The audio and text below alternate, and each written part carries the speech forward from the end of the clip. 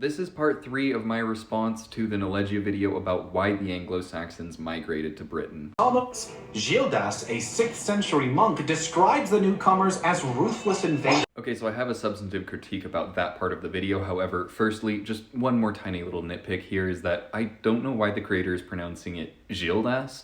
I don't know where that pronunciation would come from, because the common Brittonic pronunciation would be Gueltas, the classical Latin pronunciation that he probably would have more commonly used because he was a monk would be Gildas, or like Gildas, and the modern pronunciation is like Gildas or Gildas.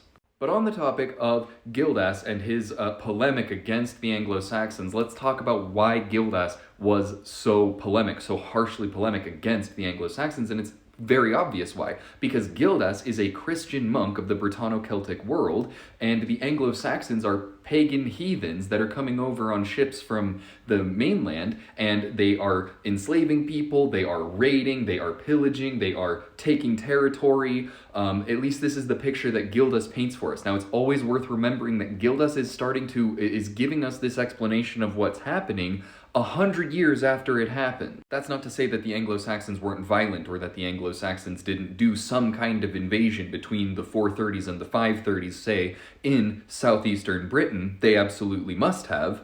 But if someone said to me, well, the Anglo-Saxons came over and it was just a militaristic invasion of the southeast of Britain and that was how the occupation began, I would say, what's your evidence for that? You might come back with Gildas's On the Conquest and Ruin of Britain, and then I could say, well, Gildas is, of course, potentially exaggerating the degree to which the Anglo-Saxons are violently plundering the southeast of Britain. The Anglo-Saxons might be peacefully settling in some instances in places where there aren't other Celts there, and they're just going to go and take over a piece of land and claim it as their own because there's nobody else there.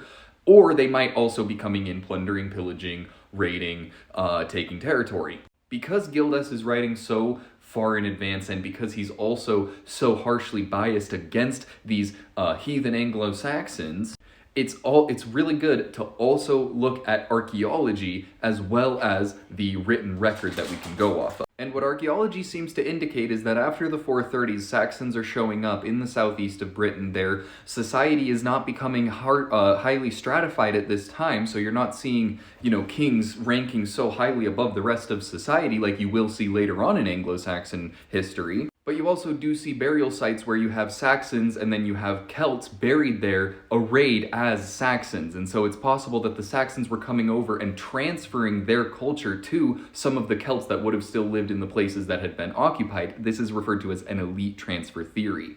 I'm out of time now. Thank you. Follow for more.